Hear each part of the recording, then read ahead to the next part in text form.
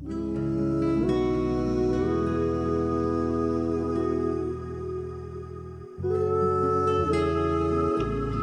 parti. Bonjour à toutes et tous et bienvenue dans cette nouvelle interview consacrée à la résilience et plus spécifiquement notre capacité à rebondir suite au Covid-19. Et l'objectif de cette série d'interviews, c'est d'inspirer afin de rebondir dans cette période d'incertitude qui est plus ou moins anxiogène et grâce à nos propres ressources. Alors aujourd'hui, j'ai le grand plaisir de recevoir Catherine Testa, qui est auteure de best-sellers comme Oser l'optimisme et Oser être soi, même au travail. Elle est cofondatrice du site L'Optimisme, qui met avant tout en avant les initiatives positives. Elle est influenceuse de ce fait aussi sur la thématique de l'engagement et de l'optimisme, et enfin conférencière internationale. Bonjour Catherine. Alors tout d'abord, comment tu vas? Eh ben, écoute, ça va bien. Hier, on posait la question autour de nous, comment allaient les gens. Il y avait toujours cette notion de balance, tu sais, entre deux états, entre un état, comme tu l'évoques, la résilience, en se disant, bah, c'est comme ça, et on s'adapte, et dans l'autre état, les choses vont changer. Tu vois, moi, j'ai beaucoup d'optimisme là-dessus, et puis vraiment, je balance entre ces deux états.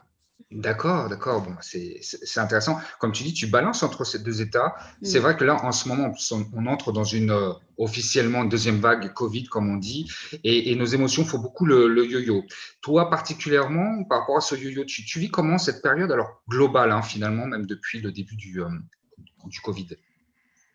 Eh ben écoute, au tout démarrage, j'ai presque envie de te dire, et c'est presque politiquement incorrect, je me suis dit, ah, ça va faire changer les choses. Du coup, au Mhm. démarrage, malgré l'angoisse, enfin, je suis entrepreneuse, j'ai une équipe, donc c'est forcément une période très, très angoissante. Et comme je vends pas du gel hydroalcoolique, en climat instable, entreprise instable, hein, mais comme tout le monde, évidemment, j'ai des proches âgés, donc je suis pas éloignée de ce qu'il se passe. Par contre, Mhm. je me suis toujours dit qu'il fallait qu'il se passe quelque chose pour qu'on aille vers une société un peu meilleure. Du Mhm. fait, je pense que ça m'a toujours aidé à aller dépasser le côté un peu anxiogène de la situation. Et j'ai envie de te dire, c'est comme ça que je navigue au fil des mois, avec peut-être une petite frustration de me dire ça va pas assez vite, on change pas assez vite, on Ouais. refait trop vite comme avant. Et je suis Mhm. convaincue qu'on se prendra des claques jusqu'à ce que notre humanité change. Alors, ça m'aide peut-être à me dire, bon, ben, j'accepte ce qu'il est en train de se passer, et puis je fais comme tout le monde. Ouais. C'est vrai que l'humain, en fait, on a une capacité d'homéostasie, donc de retourner finalement dans notre état initial. Mm. Et c'est vrai que le changement, en fait, il faut vraiment qu'il soit impacté, hein, dans le cas présent, mais sur du plus ou moins long terme, 2 mois. Enfin, si on reprend juste le premier confinement, en effet, on s'aperçoit qu'il n'y a pas eu vraiment le déclic, le changement Ouais. comme tu en parlais.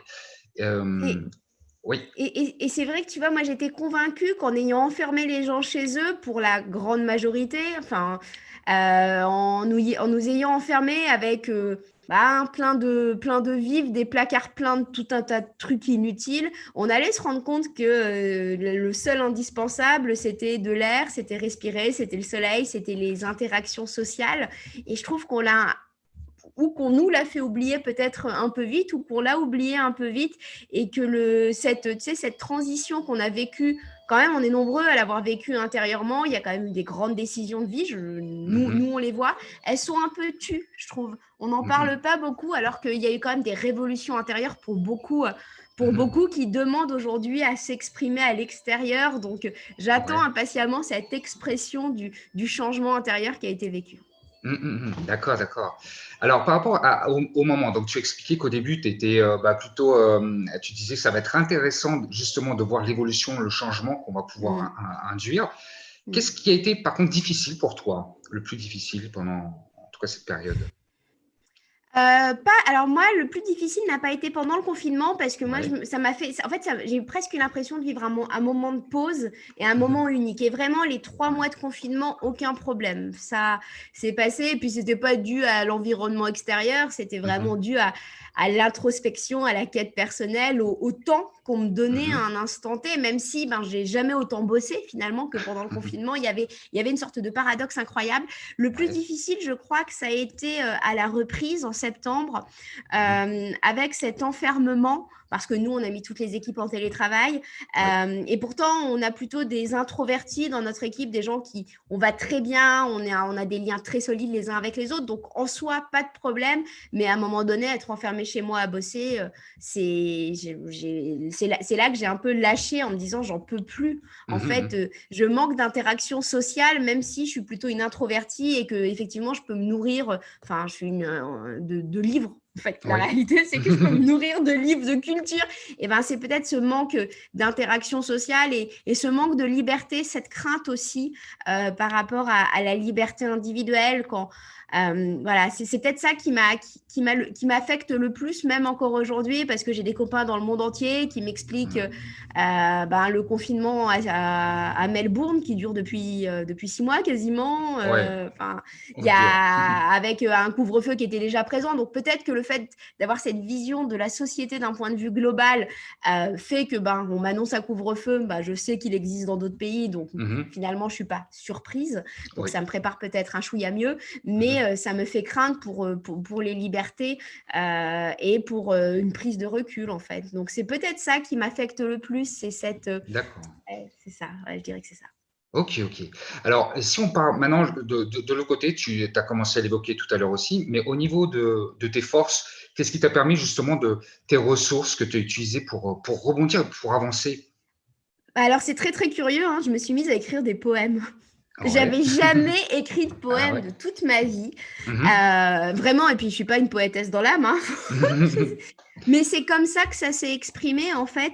Je me suis mise à écrire des petits textes, tu vois? Des petits poèmes. Alors oui, j'écris des livres, mais écrire un livre, c'est pas la même chose qu'écrire un petit Oui, bien texte qu'on sûr. Mmh. partage sur les réseaux et en fait, je crois que c'est la créativité qui est montée, Mmh. peut-être parce qu'on me donnait une bulle d'espace, et que ça m'a permis de contribuer à ma contemporanéité, que ça a été chercher un côté entre guillemets artistique. Alors je sais pas si on peut m'appeler artiste, mais je crois beaucoup dans la force artistique en fait pour exprimer des choses qu'on n'a peut-être pas le droit de dire parce que c'est pas politiquement correct. Donc je crois Mmh. beaucoup en l'art et c'est probablement ce que j'ai été chercher en fait et qui est arrivé tout seul en fait. J'ai même pas été le chercher, c'est qu'un jour je me suis mise à écrire des poèmes et je me suis dit mais c'est bizarre ce truc.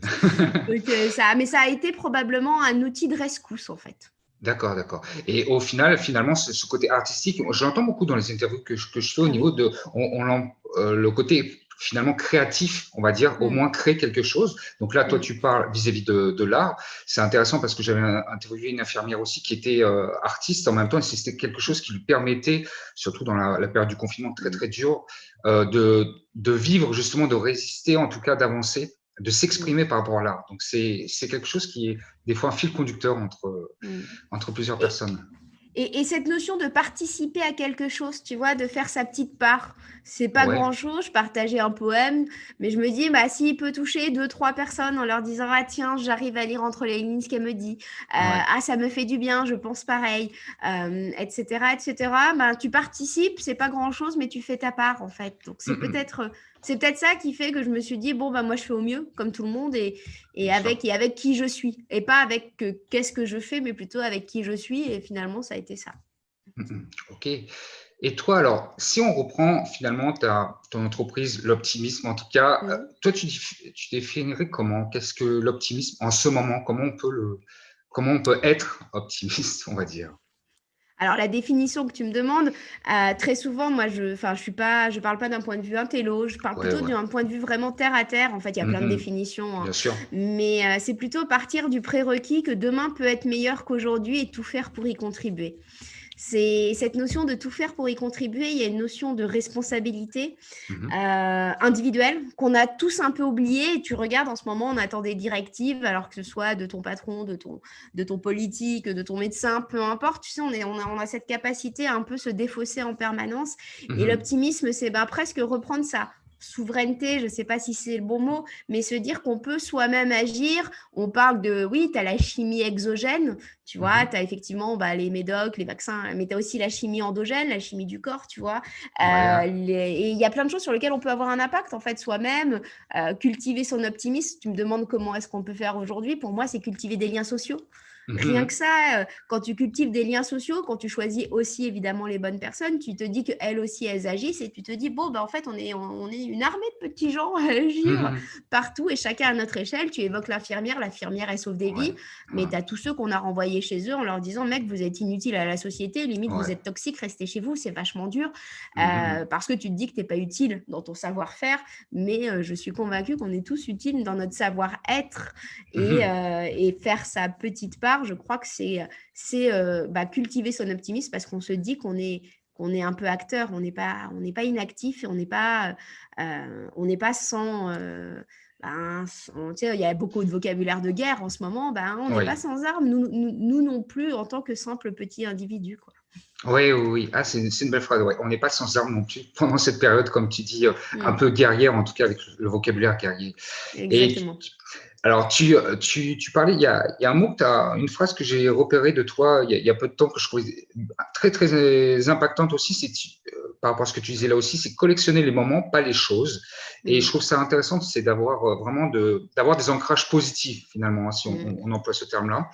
mm. Et de collectionner les moments, pas les choses, en fait, qu'est-ce que toi, tu as pris, qu'est-ce qui a pris plus de valeur, justement, depuis le confinement sur ces moments? Est-ce que tu as des points où tu t'es aperçu voilà, que c'était plus important? J'ai envie de te dire, je pense que j'ai toujours compris ça depuis, allez, ça fait au moins une dizaine d'années que enfin, Mhm, après une sorte de quête, tu vois, à New York, machin, enfin, dans un truc complètement abscon, en fait, tu vois. Enfin, mhm. je comprenais même plus ce que c'était que la notion de valeur, en fait. Oui. Tu vois, pour moi, à Mhm, me balader, j'allais faire du shopping, ça me paraissait complètement normal, je réfléchissais presque à rien, quoi. mhm. À un moment donné, je me suis rendu compte que c'était pas ça, entre guillemets, le bonheur. Donc, j'ai assez Ouais. quand même rapidement compris que le bonheur, c'était la découverte, l'exploration de sa propre vie, en fait. Moi, je vois la vie. Alors, tu as des gens qui te disent un peu comme un jeu vidéo. C'est vrai qu'en ce moment, tu te demandes, mais est-ce que tu n'es pas dans un mauvais scénario? Enfin, pas forcément dans un mauvais scénario d'ailleurs, mais dans un scénario un peu de Black Mirror où on essaie Mhm. de te donner des trucs et toi, tu te dis, tu dois comprendre les choses. Mais tu vois, la vie, j'ai l'impression, c'est une sorte de grande aventure qui nous enseigne Mhm. et on doit gagner ces enseignements au fil de l'eau. Et les moments, c'est peut-être ça, tu vois, vivre cette période. Je me dis que c'est quelque chose d'assez incroyable. C'est jamais arrivé, ça nous Mhm. bouscule tous, Mhm. ça nous fait tous réfléchir. Il y a un déficit de confiance, tu vois, dans la société Ouais. d'un point de vue Mhm. global. On ne sait plus si on croit tel ou tel médecin, tel ou tel politique, tel ou tel économiste, et on en est presque tous à regarder qu'est-ce que vont dire les astrologues et les chamans, parce que limite, Ouais, ouais. ils ont plus raison que les autres. Donc, Mhm. Mhm. donc je trouve que ça questionne vraiment, vraiment notre société Mhm. et ça nous donne, ça nous remet en place beaucoup d'humilité. Et finalement, dans cette période, dans les moments, je trouve qu'il y a des moments de solidarité incroyables. Quand tu vois là, il y a une sorte d'horizontalisation de la société. Les gens se sont mis en synergie pour travailler en intelligence collective, pour aller Ouais, chercher ouais. des vies. Tu vois que des start-upers se sont mis à produire des masques dans des Fab Labs avec des. Enfin, tu vois, il s'est passé Mhm. plein de choses et je trouve qu'on a montré la solidarité pendant un temps, en fait, d'une humanité, alors avant qu'elle ne soit prise par de la gouvernance Mhm. plus politique en disant non, faut pas faire ça. Enfin, bon, bref. Mais Ouais. je trouve Mhm. qu'on a montré beaucoup, que cette période nous a montré beaucoup d'humanité. Et finalement, même si elle est profondément angoissante, enfin, en tant que chef Mhm. d'entreprise, ben ouais, t'es stressé, c'est normal. Bien sûr. Tu as des gens autour de toi. Enfin, voilà, tu peux Mhm. être profondément stressé, mais réussir peut-être à faire un pas de côté en disant bah, la situation veut ça. Et maintenant, je vais voir le beau dans tout ce qu'il arrive. Et ce beau, Mhm. on ne le voit pas forcément dans les infos, quoi. Oui, oui, et c'est vrai, tu l'as bien souligné, là, c'est très important, mais c'est vrai qu'il y a eu beaucoup de belles initiatives, beaucoup de solidarité. On n'en parle pas assez, on parle toujours que de l'inverse, finalement. Et c'est Mm. vrai en fait, il y a eu beaucoup de choses, hein, de liens, et c'est intéressant de prêter vraiment attention à ces moments-là, comme on disait, ces moments aussi positifs qui existent, qui se révèlent. Mm. Tu parlais il y a un instant justement au niveau professionnel, vu que tu es chef d'entreprise aussi, tu as été une équipe. Vous êtes, j'imagine bien sûr, comme tout le monde, c'était voilà, il a fallu rebondir, en tout cas se réinventer Mm. un peu ou Mm. pivoter, comme on dit aussi souvent. Qu'est-ce que tu en tires de positif, toi justement, par rapport à cette période vis-à-vis de ton équipe? Qu'est-ce que tu as pu mettre en place, etc. Alors moi, j'avais pas de doute sur mon équipe à la base, mais j'ai redécouvert Mhm. comment ça s'appelle, justement cette solidarité aussi entre les uns et les autres. C'est cette expression finalement probablement un peu plus forte encore de nos compétences, de nos singularités, Ouais. cette capacité aussi à changer. On est passé en digital, par exemple. Enfin, il y a Mhm. 1 an, tu m'aurais dit que j'allais faire des conférences digitales. Je t'aurais dit, mais c'est bien mieux, les conférences en vrai, on rencontre les gens, Ouais. etc., etc. Bah oui, mais enfin, qu'est-ce qui est mieux aujourd'hui? Est-ce qu'une conférence digitale, c'est peut-être pas mieux que de stresser des gens, à les mettre ensemble dans une salle?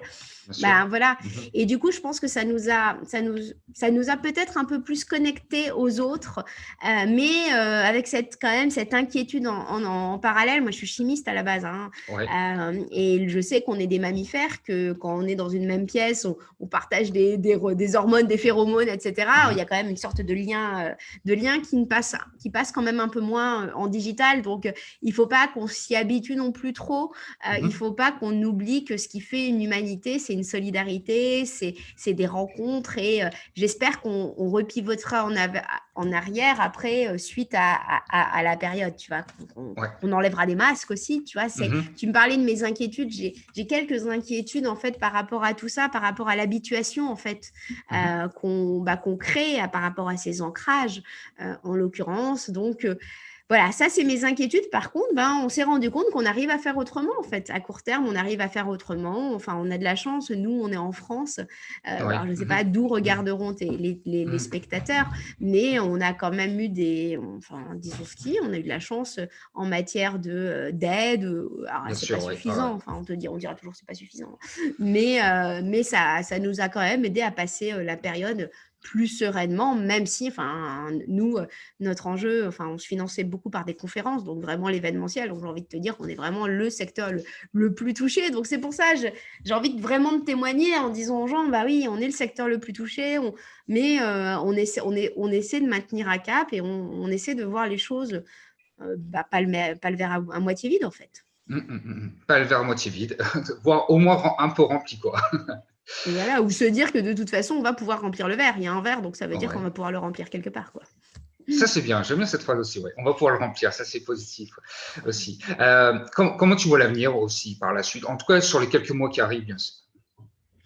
Alors, à quelle échelle? Parce qu'il y a Alors, l'échelle comme tu le quelle sens, entreprise, finalement. il y a l'échelle. Alors, oui, euh, vis-à-vis de l'entreprise déjà, et puis Alors, vis-à-vis par perso. rapport à l'entreprise, moi, je crois qu'on a plutôt bien réussi à pivoter, tu vois. Alors, évidemment, il faut que Ouais. ça, faut que ça reste dans la durée. On a osé tu vois, tu parles beaucoup de résilience. Il y a aussi le mot vulnérabilité qui me vient.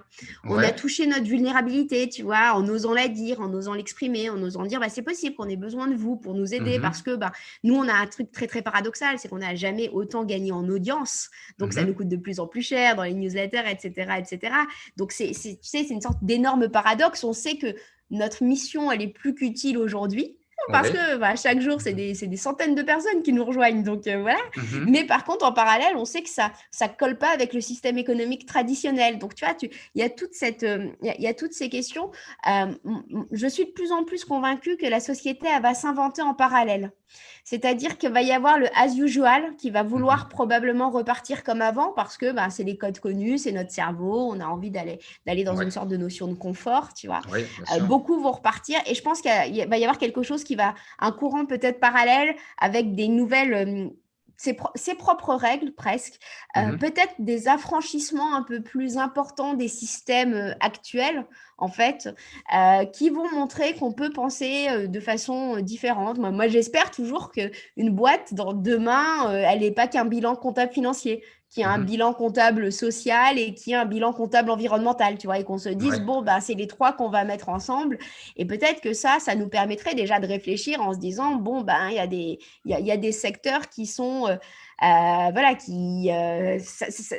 ça nous permettrait peut-être une meilleure vision holistique, en fait, de l'entreprise demain. Donc, moi, j'espère toujours que ça va arriver. On n'y est pas, hein, mais Mhm. j'espère que pour demain, on continue à faire les choses de façon un peu différente, tu vois, nous de notre côté, et qu'on montre qu'on peut créer alors je dirais pas un paradigme parce que c'est un peu le buzzword du moment, tu vois, mais qu'on peut créer des systèmes un peu différents en se disant, bon, bah, nous, tout le monde, personne ne comprenait ce qu'on faisait au démarrage. On a créé un réseau d'entreprises basé sur une valeur Oui. en disant, attendez, nous, on va rassembler des gens par rapport à leurs valeurs, tu vois. Déjà, les gens, ils me disent, attends, l'optimisme, mais attends, je comprends pas. Enfin, et donc, déjà, on avait cassé les codes au démarrage et tout le monde, après, au bout de 2 ans, les gens, ils disaient, mais on comprend pas pourquoi vous, ça marche, tu vois. En fait, c'est parce qu'on a fédéré des gens, on n'a pas fédéré des employés, on a juste fédéré des gens qui partageaient une valeur et une vision de l'avenir un peu différente. Donc tu vois, on espère continuer à amorcer ça. On espère, évidemment, que l'optimisme sera de plus en plus lu, tu vois, mais Ouais. en même temps, il faut gérer tout le système financier, etc., dans une économie. Puis moi, j'ai envie de te dire, je ne fais pas ça pour le système économique. Donc, ça ne m'intéresse pas. Donc, c'est aussi ça, c'est tous ces paradoxes. Et c'est pour ça que la période qui remet en cause tout le système économique, moi, je trouve ça assez incroyable, en fait. Ah, je me dis, moi, demain, est-ce que finalement, dans le système économique, on ne pourrait pas faire rentrer les valeurs? On n'est pas en train de réfléchir à ça. On est juste en train d'essayer de sauver notre système économique pour le moment, mais est-ce que ce n'est pas le moment d'y réfléchir? En tout cas, il y a une opportunité, hein, si on prend ce terme-là aussi vis-à-vis de cette crise, il y a une Pour opportunité tout le monde, en de prendre fait. cette partie. Ouais. Pour tous D'accord. ceux qui se posent des questions sur leur job, pour tous ceux qui se posent des questions, tu vois, mais c'est le moment. J'ai envie de te dire, il va y avoir un tiers des Français qui vont être au chômage. Bon, ben, Ouais. ça sera plus presque, ça sera plus anormal. Donc, osons aller vers ce qui a vraiment du sens pour chacun, en fait. Parce que moi, je vois des gens, ils sont en train de crever de burn-out dans les entreprises, des RH, des Ouais. managers, parce qu'on leur fait, enfin, tu dois le voir toi Ouais, aussi, on leur fait bien sûr. peser des injonctions, l'injonction au bonheur, l'injonction au management, l'injonction. Enfin, Oui, c'est vraiment exact. dur en ce moment, en fait. Bien sûr, Du bien coup, sûr. faites vos choix. C'est le moment de faire un choix, en fait. De toute façon, tout le monde est largué. Donc, comme ça, enfin, non, mais vraiment, j'ai envie de te dire, il n'y a personne qui n'est pas largué aujourd'hui. On peut, oui, tu en as qui sont en plateau TV, qui te donnent des vérités qui sont que leurs vérités, tu vois, qui l'imposent aux autres. Mais la réalité, c'est que tout le monde, personne ne comprend rien, en fait. On ne sait pas, enfin, peut-être que les astrologues savent le mieux, tu vois. Comme tu disais tout à l'heure. Ouais. Mais pragmatiquement parlant, personne n'y comprend rien et personne ne sait Oui, de oui, quoi bien sûr. demain va être fait, en fait. Tout à Et fait, ça, tout à fait. j'aime bien le redire, en fait. En tout cas, d'avoir une société plus de valeur aussi. Là, tu parlais de la société économique, mais c'est vrai aussi peut-être la société aussi dans son ensemble. Ça peut être intéressant de se rassembler aussi par rapport à des valeurs. Pour finir, Catherine, est-ce que tu pourrais partager voilà un conseil, une phrase comme tu veux ou autre chose à partager aux personnes qui vont regarder. J'aurais plein de choses à dire. Ouais, je sais. Alors, il y a plusieurs choses. On a quoi s'aligner, en fait. Tu vois, mon deuxième livre, c'est vraiment oser être soi. C'est oser être soi tout court. Hein, c'est même pas même, enfin, c'est même au travail dans le titre, mais ça parle plutôt du global. Et en fait, c'est le moment d'oser. On a l'impression que c'est le pire moment pour faire des choses, pour innover, mais c'est le moment d'être un débutant, tu vois. Enfin, on est tous un débutant dans la crise finalement, donc on peut l'être dans tout Bien un tas de sûr, domaines. ouais, ouais. C'est le moment de faire des choix en fait, parce que on dit les choses, elles sont comme ça, mais une société n'est jamais qu'un ensemble d'individus et une norme n'est jamais faite que par cet ensemble d'individus. Du coup, on peut collectivement déplacer le centre de gravité de la norme et j'ai l'impression que notre société, elle crève un peu, en fait, elle se tue lentement Ouais. du fait qu'on n'ose pas dire que nous aussi, on questionne la norme, tu vois, en se disant non, je suis juste un peu annulé, enfin, je suis juste un peu perché, je suis la seule à voir le truc différemment. Et en fait, tu vois, quand tu ouvres la parole, tu me disais, moi, je suis une influenceuse effectivement sur LinkedIn ou d'autres réseaux, parce que quand j'ai osé dire, mais attendez, moi, je comprends pas ça, il y a plein de petites voix qui se sont élevées en disant, moi non plus, je comprends pas. Pareil.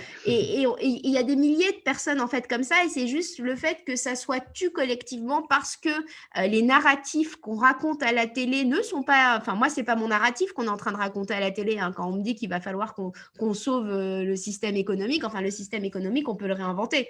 Je veux dire, c'est jamais qu'un truc qui a été créé par l'homme qui peut se réinventer. Il n'y a pas de problème pour réinventer un système économique, tu vois. C'est juste qu'on veut essayer de le sauver dans la forme qu'il a aujourd'hui. Mais Ouais. du coup, tous ces narratifs qui sont à la télé, qui pour moi manquent d'une vraie prise de recul, mais d'un vrai questionnement, tu vois. Et c'est vrai que peut-être que quand tu es financier, tu penses en tant que financier. Attendez, ils sont où tous ceux qui pourraient questionner pour vous donner une nouvelle idée de ce que peut être la finance, en fait. Et c'est ça qu'il faut réinventer. Et il y a plein de gens qui ont plein d'idées, qui les taisent en disant, mais non, moi, je suis trop éloigné du sujet.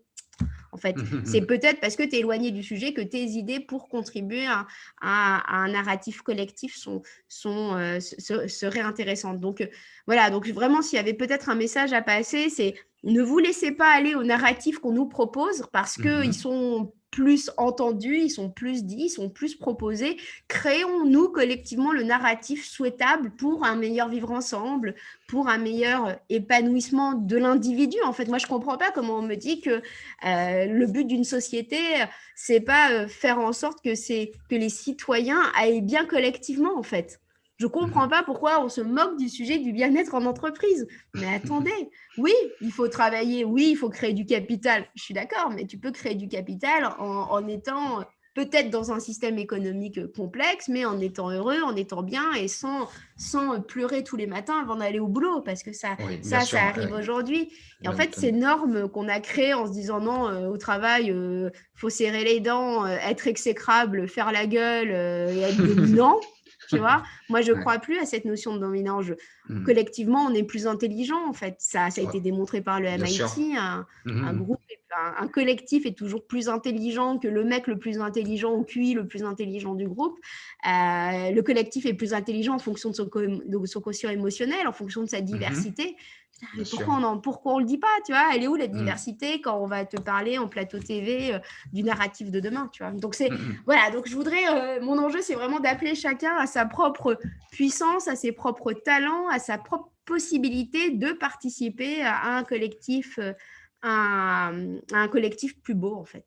À faire ce narratif, comme tu dis très bien, comme tu sais très bien, ce narratif souhaitable, et de le faire aussi Exactement. de manière collective. Oh, ok. Exactement, exactement. Et je crois vraiment qu'on a dépossédé les individus de leur propre talent, tu vois. Et le monde de l'entreprise, c'est normal. Il faut pas que comment ça s'appelle, il faut pas que les individus soient singuliers parce que c'est dangereux. Si un mec est indispensable dans une entreprise, donc on passe sa vie à lui dire qu'il est qu'un numéro. Enfin, moi, la dernière fois, j'ai Ouais. une dame qui a levé la main en me disant, on me dit que les cimetières sont remplis de gens, de gens qui étaient indispensables. J'ai trouvé ça horrible comme phrase.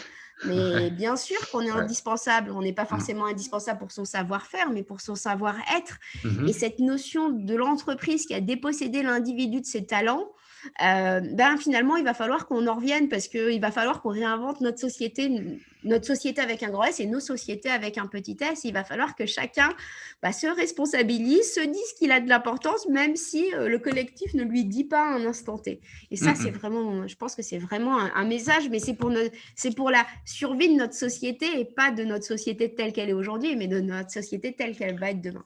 Pour le construire demain. Bon, super, super. Écoute, c'est vraiment passionnant.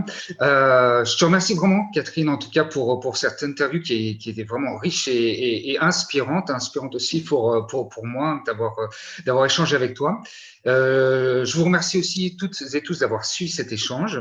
Et puis, bien, je vous dis à très bientôt pour une nouvelle interview de notre série Rebondir suite au Covid-19. Au revoir, Catherine. À bientôt. Merci, Alexandra. Au revoir à tous.